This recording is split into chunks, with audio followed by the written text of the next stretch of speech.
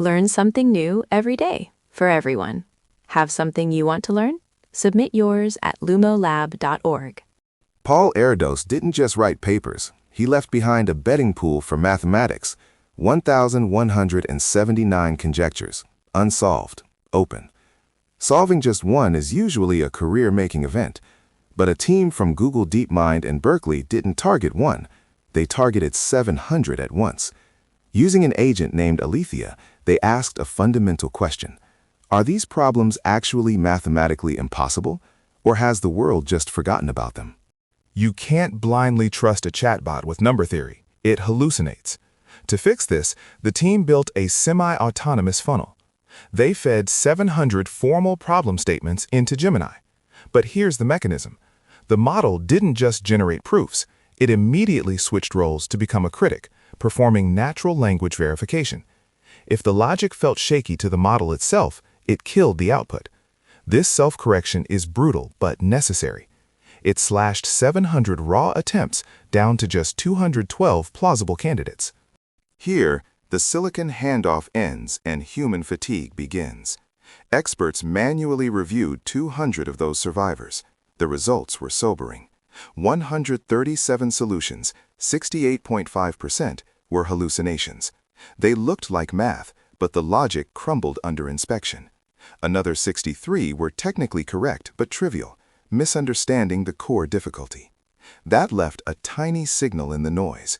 Only 13 solutions, just 6.5%, were mathematically meaningful. But the story of those 13 is where it gets weird. Those 13 survivors split into two distinct camps. 5 were genuine discoveries. Take Erdos 1051. The AI proved the irrationality of a specific series sum, a result novel enough to be formalized in the lean proof assistant. But the other 8? They weren't new. Humans had solved them decades ago. They were listed as open in the database simply because the solutions were buried in obscure, non-digitized journals.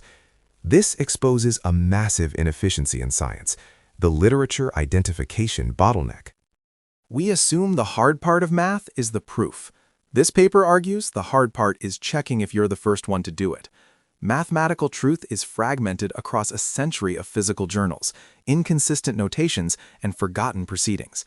The Google team spent significantly more time acting as archivists, digging through paper trails to verify novelty, than they did verifying the equations. The open label on these problems didn't mean they were difficult. It meant they were obscure.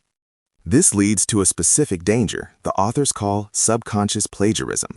Remember, these models ingested the internet. When the AI solved those 8 rediscovery cases, did it derive the logic from first principles, or did it just regurgitate a solution from its training data without citing the source? If an AI outputs a proof without attribution, it is impossible to distinguish between a spark of genius and a memory retrieval. In scientific research, that distinction is the whole ballgame. So, did AI crack the Erdos code? Yes, but it mostly grabbed the low-hanging fruit. These problems were mathematically shallow, forgotten rather than formidable. The study suggests AI's current killer app isn't replacing Field's medalists. It's janitorial work. It clears the brush of neglected problems, allowing human mathematicians to stop wasting time on what's already been solved and focus on the deep, structural questions that still require a human mind. Thanks for watching, and keep learning.